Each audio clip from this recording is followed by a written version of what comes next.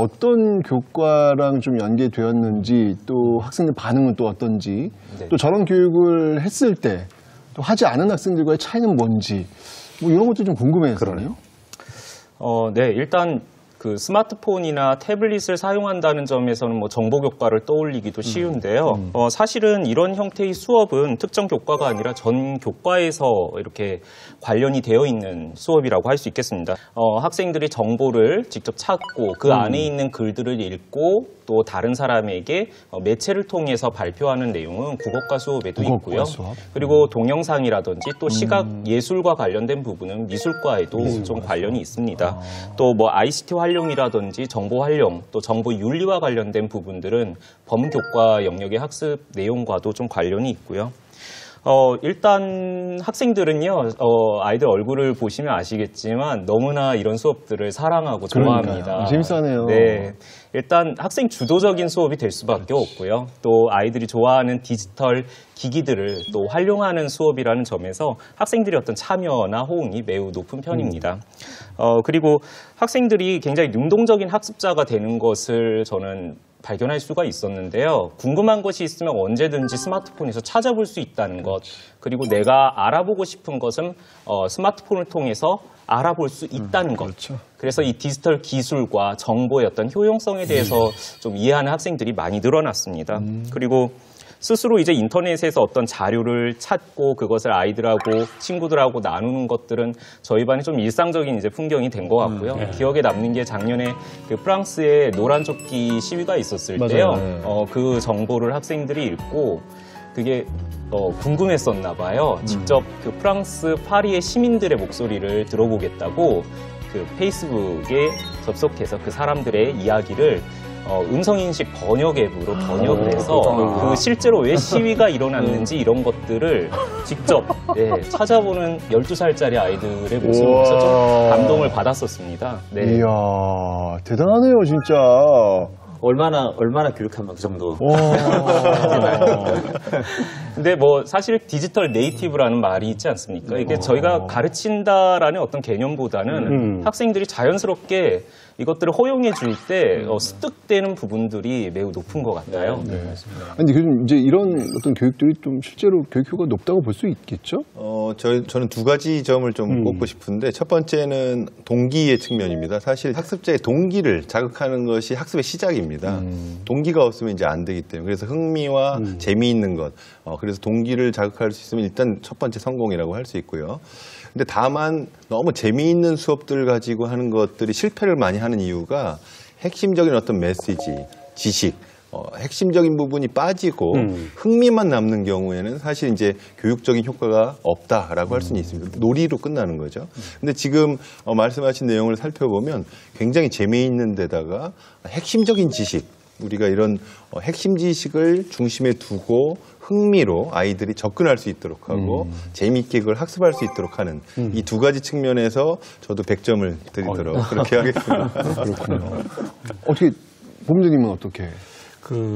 아까도 말씀드렸지만 이런 교육이 실제로 효과를 거두기 위해서는 디지털 기기를 좀 자유롭게 활용할 수 있는 그런 조건이 선행돼야 될 것 같고요. 맞아요. 예를 들어서 저희가 이제 교육부에서 디지털 교과서를 보급하고 또 소프트웨어 교육을 활성화하고 있는데 실제로 그런 교육들을 먼저 현장에서 적용한 연구학교의 경우 학생들에게 정보통신윤리 교육을 반드시 실행할 수 있게 저희가 프로그램을 짰습니다. 그 결과 실제로 일반 학교와 디지털 교과서나 소프트웨어 교육을 운영하는 학교를 비교해 보면은 실제로 이런 운영하는 학교가 오히려 정보와 역기능에 대한 점수가 오히려 더 낮게 나오는 점을 알 수 있었거든요. 이런 점에 비춰본다면은 좀 디지털 교과서를 단순히 좀 터부시할 게 아니라 학교 현장에서 좀 자유롭게 활용할 수 있을 때 선생님이 마련한 수업 같은 모습들이 좀 일반화될 수 있을 거라고 생각을 합니다. 그렇군요. 사실 저희가 그 디지털 매체를 통해서 정보를 접하는 거 보면 요새 젊은 세대들이 더 그걸 잘하는 것 같아요. 아까 말씀하신 것처럼 대단하네요. 노란조끼 운동과 관련해서 어떤 생각을 갖고 있는지 번역기를 통해서 사람들의 목소리를 직접 들어보고 이런 거는 어른들 시키면 못할 것 같아요. 이거 어떻게 해? 아니, 저는 도로로 돼 있는데 질문이 그 음성 앱이 뭐예요? 라고 지금 그러니까 이게 되게 중요한 게 이런 기성세대들도 디지털 매체에 대해서 좀 친숙해지고 어떻게 활용해야 되는지에 대한 좀 역량을 갖추고 있는 게 필요하거든요. 그러니까. 제가 볼 때 아이들 아까 여러 번 말씀하셨지만 아이들은 태어날 때부터 디지털 세상에 태어난 아이들이 이제 나타나고 있고 이런 아이들 우리가 디지털 네이티브 또는 본 디지털 제너레이션 태어날 때부터 그러네요. 디지털 세대다 이렇게 표현하고 있는데 사실 여기 계신 우리 분들 어른들을 살펴보면 태어날 때는 아날로그였었거든요. 그래서 아날로그에서 뭐 삐삐를 쓰다가 이렇게 진화해서 지금 스마트폰을 들고 다니는 이렇게 진화해가는 세대인데 이런 세대를 우리가 디지털 따라잡기 세대라고 합니다. 아, 그래요? 디지털 재밌네요. 캐치업 제너레이션. 그래서 태어날 때는 아날로그지만 서서히 디지털화돼가는 사람들. 근데 여기에 이제 문제는 뭐냐면 사각지대가 디지털 포기 세대라고 하는데 디지털 기브업 제너레이션이라고 우리가 표현하는데요. 그래서 아예 나는 그냥 아날로그가 편해. 그냥 아날로그로 살래. 그럼 지금 우리 사회의 이 세 세대가 지금 공존하고 있다라고 할 수 있겠습니다. 그래서 제가 볼 때는 이 변화하는 세계에서 가장 걱정은 아이들이 아니라 따라잡지 못하는 이 세대들. 이게 이제 우리가 사회가 하나로 통합되려면 꼭 이겨내야 될 어떤 큰 벽이 아닌가 그러네요. 이런 생각이 네. 듭니다. 하여튼 저희가 이제 디지털 시대의 미디어 리터러시는 되게 중요한 것 같아요. 저희가 정보를 접하는 중요한 그 통로가 미디어이기 때문에 거기에 대한 비판적 사고, 또 참여 행동, 또 윤리적 의식 이런 것들이 되게 중요한데 이 디지털 리터러시 했을 때 가장 중요한 핵심 역량, 요인이 뭔지 우리 정재영 교수님이 그와 관련해서 뭐 연구 결과가 있다고 제가 들었는데 한번 예. 소개를 좀 해주시죠. 유네스코 방콕 오피스 이 아시아 태평양 본부에서 유럽이나 서구에서는 이렇게 디지털 역량에 대한 연구가 많은데 아시아에 맞는 연구가 없다 해서 이제 공동 연구를 한번 진행했습니다. 예. 시민성이 큰 5가지 역량은 디지털 활용, 디지털 보안 및 탄력성, 디지털 참여, 디지털 정서지능, 창의와 혁신 이렇게 5가지의 하위 요인으로 구성되어 있다고 할 수 있겠습니다. 여기서 우리가 초점을 맞추고 있는 부분이 사실은 디지털 활용 쪽에서만 우리가 리터러시를 얘기하고 있는데 사실 디지털 사회에서 필요한 건 활용 측면뿐만 아니라 활용하면서 지치지 않도록 하는 이런 걸 탄력성이라고 우리가 얘기를 하고요. 또 이렇게 인지적으로 느끼는 것 이외에 공감하고 정서적으로 공유할 수 있는 이런 능력도 중요할 것이고요. 근데 디지털 유저로서 끝나는 것이 아니라 새로운 것을 만들어내고 혁신적으로 우리가 생각하는 이런 창의와 혁신 역량도 굉장히 중요하다라고 할 수 있고 마지막으로 디지털을 통해서 참여하는 것. 이 참여가 올바르게 사회에 참여하는 것, 유저로서 끝나는 것이 아니라 본인이 주인공으로서 디지털 세상에서 참여할 수 있는 역량, 이 5가지 역량으로 구분을 좀 해봤습니다. 그러면 교수님은 지금 이 디지털 리터러시가 단순히 어떤 디지털 도구를 잘 쓰는 거에 그치는 게 아니라 그런 어떤 그 컨텐츠, 디지털 컨텐츠에 대한 뭐 이해라든지 뭐 활용도라든지 이런 것들이 또 가미돼야 된다라고 지금 말씀을 하셨는데 이런 어떤 역량, 단순히 어떤 도구를 만지고 쓰는 어떤 것들에 그치는 게 아니라 바로 그런 뭐 이해까지 된 컨텐츠에 대한 이해까지도 해야 되는 어떤 그런 역량이 갈수록 중요해질 것 같은데 그 이유는 뭘까요? 과거의 사회가 우리가 아날로그 사회에서 사람과 사람이 만나서 대화를 하던, 만나고 소통하던 이런 방식이 이제 상당히 뭐 중요성은 가지고 있지만 줄어들고 있고 디지털을 통해서 만나는 이런 만남이 소통이 더 강조되고 있어서 이건 단순히 어떤 활용하고 이용하는 측면이 아니라 삶의 중요한 부분으로 함께 하고 있다. 이렇게 볼 수 있는데 제가 실제 학교에서 경험한 것 중에 옛날에 이제 편지 쓰기 하면 우리가 정재영 교수님께 날씨 인사도 쓰고 뭐 내용도 쓴 다음에 안녕히 계십시오. 이렇게 이제 그렇죠. 편지를 쓰는 거고 저는 당연히 그게 이제 이메일에서도 그렇게 해야 된다라고 살아왔는데 요즘 학생들은 그렇지 않습니다. 어때요? 제목만 쓰기도 하고 그냥 내용만 씁니다. 교수님 다음 주에 제가 결석하겠습니다. 근데 본인이 누군지도 밝히지 않고 그냥 핵심적인 내용만 쓰거든요. 그래서 처음엔 제가 굉장히 충격을 받았어요.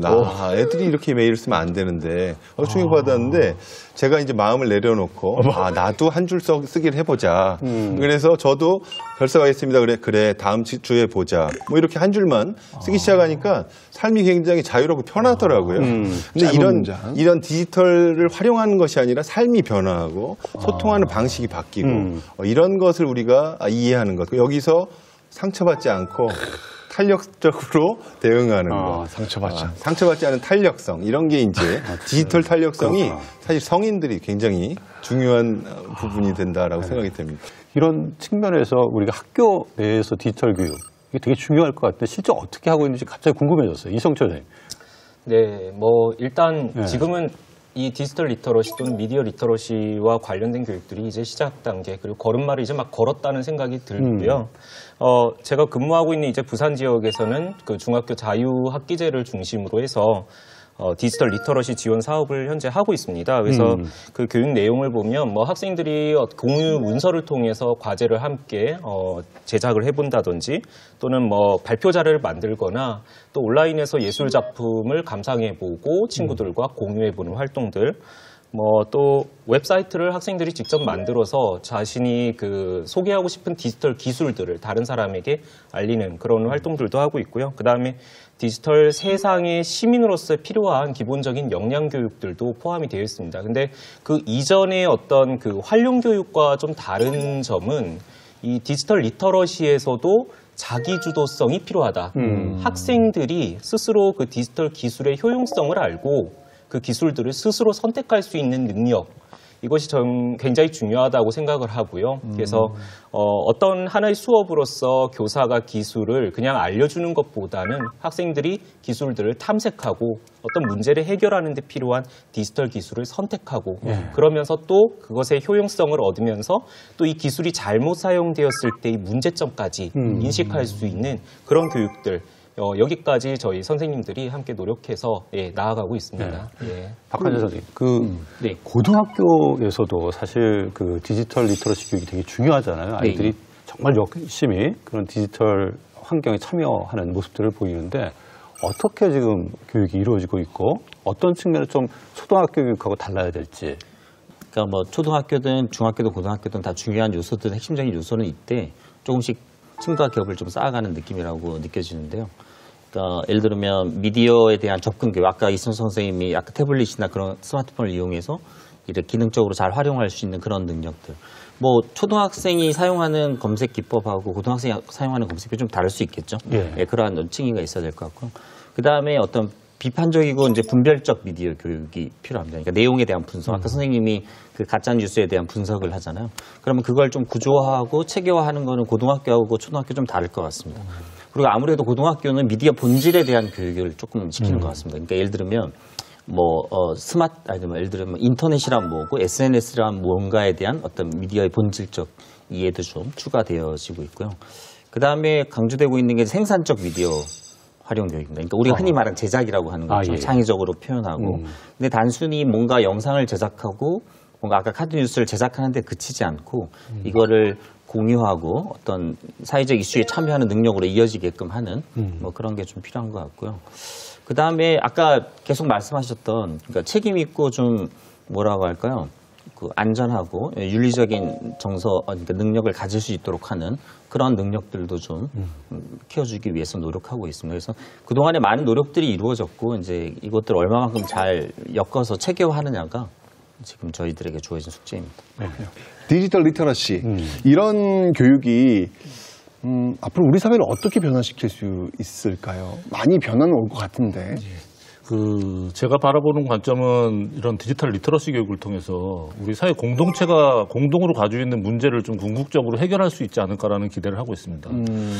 예를 들어서 이번 코로나 관련해서 좀 코로나가 창궐을 하고 있는데 고등학생이나 대학생들이 이 코로나 맵 정보, 맵 지도를 만들어가지고 국민들한테 배포를 하고 있거든요, 지금. 이런 것들을 보면은 실제로 학생들이 그 뉴바이러스라는 사이트가 있는데 이 사이트는 그러니까 일면식도 없는 중고생 6명이 만나서 온라인에서 만나서 우리 한번 만들어 보자라고 해서 이 사이트를 만들어가지고 국민들한테 배포를 한 거예요.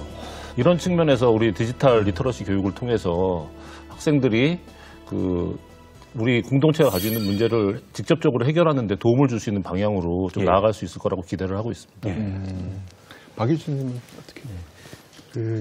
작년에 속초 산불이 엄청 크게 있었잖아요. 맞았죠. 그때 저희가 이제 전국적으로 이제 저희 선생님들이 이제 각 학교에 가서 이제 디지털 리터러시 교육을 하는데 너무 마음이 아프더라고요. 그래서 우리 선생님들하고 논의해서 그 주에는 우리가 이 속초 산불로 인해서 어려움을 겪고 있는 분들 그리고 또 고생하시는 분들 위로하고 응원하는 영상을 만들어 보자. 그래서 네, 저희 협회에서 이제 학생들이 만든 작품들을 모아가지고 영상을 편집해서 올렸어요. 그리고 한 반년 정도 지난 다음에 저희가 교사 연수하는데 한 선생님이 속초에서 오신 분이 사례 발표를 하시는데 그 이야기를 하는 거예요. 너무 다들 힘들고 거기 이제 그런 피해 입은 사람들도 있었는데 그 상황에서 이 영상을 보면서 수업 시간에 아이들하고 수업을 했대요. 그래서 되게 감동받고 그래서 너무 고맙다는 말을 학생들한테 다 전해달라고 그러더라고요. 그때 그 경험을 한 아이들이 어른이 됐을 때 디지털 중심의 세상이 됐을 때 그 아이들은 어떤 어른이 될 건가. 그 부분이 굉장히 우리 교육이 해야 될 부분인 것 같습니다. 그래서 저희는 아이들한테 쉽게 얘기해서 디지털 어벤져스가 되라 이렇게 얘기하는데 홍익인간의 개념이 그 어느 시대보다도 중요해진 때인 것 같아요. 선생님 어떠세요? 중요한 말씀을 해주셨는데요.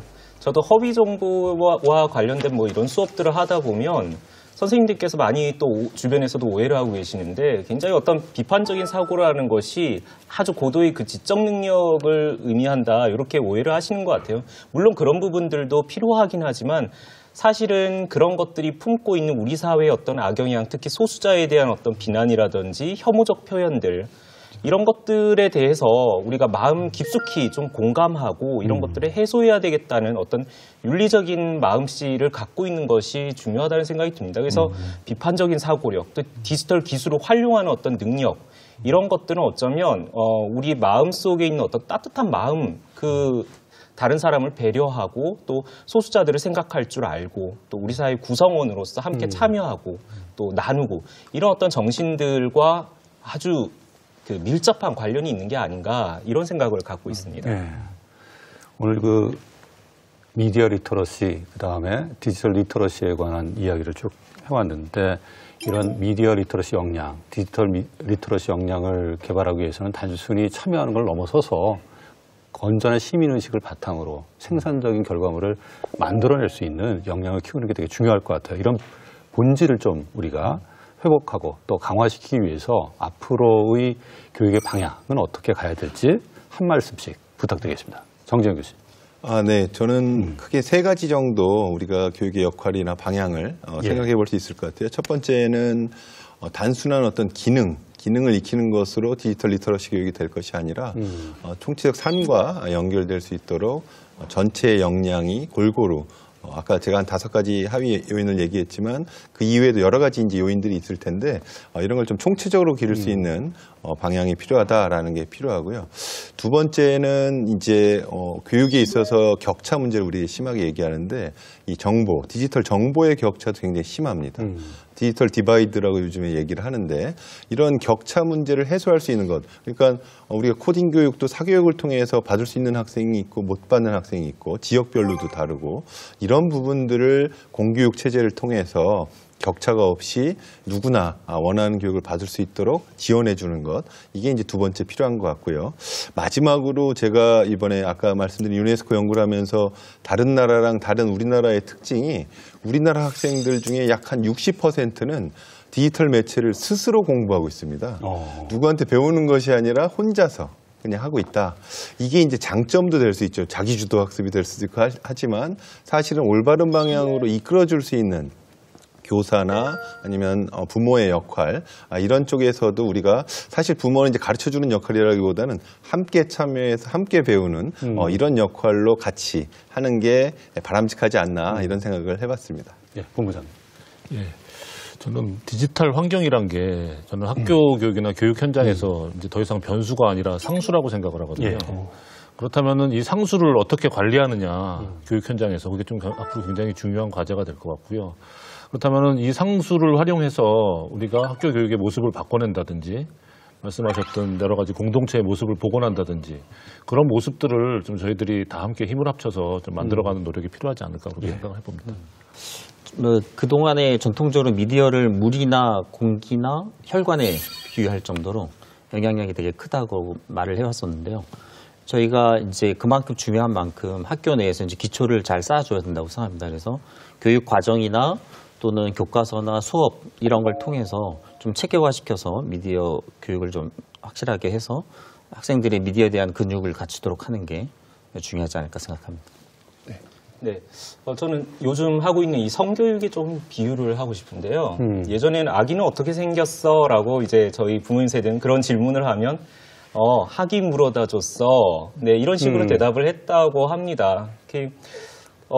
그러나 오늘날 성교육을 하는 장면들을 학교에서 이렇게 보면요. 굉장히 구체적이고 그리고 실제 어떤 사례들 이런 것들을 중심으로 해서 아주 자세하게 알려줍니다. 근데 사실 그렇게 패러다임이 바뀌었거든요. 근데 이 디지털 기술, 디지털 기기에 대한 사용 부분은 아직도 학이 물어다 줬어 이런 수준에 머물러 있는 게 아닌가라는 생각이 듭니다. 어떤 역기능에 초점을 두는 것보다는 그것을 적극적으로 사용하도록 하되 이제는 잘 사용할 수 있도록 알려주는 것 이렇게 패러다임이 바뀔 때가 아닌가 이런 생각이 듭니다. 3차 산업혁명 이후에 인류는 굉장히 물질 중심 사회를 만들었잖아요. 그렇게 해서 막 저희도 성장을 했죠. 저희 부모님 시대는 기술 중심 사회였던 것 같아요. 기술 하나쯤 있어야지 먹고 살 수 있었죠. 저희는 이제 지식 중심 사회여서 가방끈 들리는 걸 엄청나게 했습니다. 저희 미래 세대들은 무엇이 중심이 될까라고 보면 지혜인 것 같아요. 그러니까 사실 인공지능이라고 하는 이런 기술들을 이제 독점적으로 어떤 소수가 사용하게 됐을 때 그들이 그것을 나쁘게 사용하거나 탐욕에 의해서 넘지 말아야 되는 선을 넘을 수도 있다고 보여지거든요. 지금이 너무너무 중요한 시기인 것 같아요. 디지털로 넘어가는 이 전환점에서 이 디지털을 어떻게 바라보고 우리가 다음 세대들이 어떻게 준비하느냐면서 이제는 지식 시대에서 지혜 시대로 넘어가야 되기 때문에 디지털은 그냥 도구일 뿐이고요. 이 도구들을 사용해서 인류가 어떻게 지혜로워지느냐 이거에 대한 고민이 필요한 시대인 것 같습니다. 맞습니다.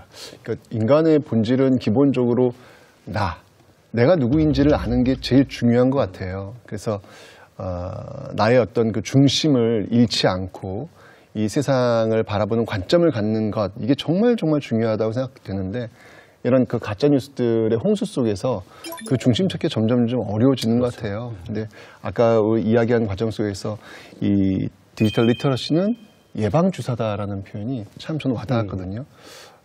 우리 학생들이 또 교육 현장에서 자신의 어떤 중심과 색깔을 잡아나가기 위해서라도 이런 교육들이 좀 사전에 좀 철저하게 집중적으로 좀 이루어졌으면 좋겠다라는 그런 바람을 한번 가져봅니다. 예. 오늘 미디어 리터러시, 디지털 리터러시에 대한 논의를 하면서 과연 수많은 정보와 다양한 콘텐츠 시대를 살아가는 우리 학생들에게 가장 필요한 것이 무엇이냐에 대해서 고민할 수밖에 없는 것 같습니다. 결국 디지털 세상에서 살아남기 위해서는 단순한 분석력, 비판적 사고력을 넘어서 타인에 대한 존중, 시민의식이 필요하지 않을까 생각합니다. 오늘 시청해 주셔서 감사드리고 다음 주에 다시 찾아뵙도록 하겠습니다. 감사합니다.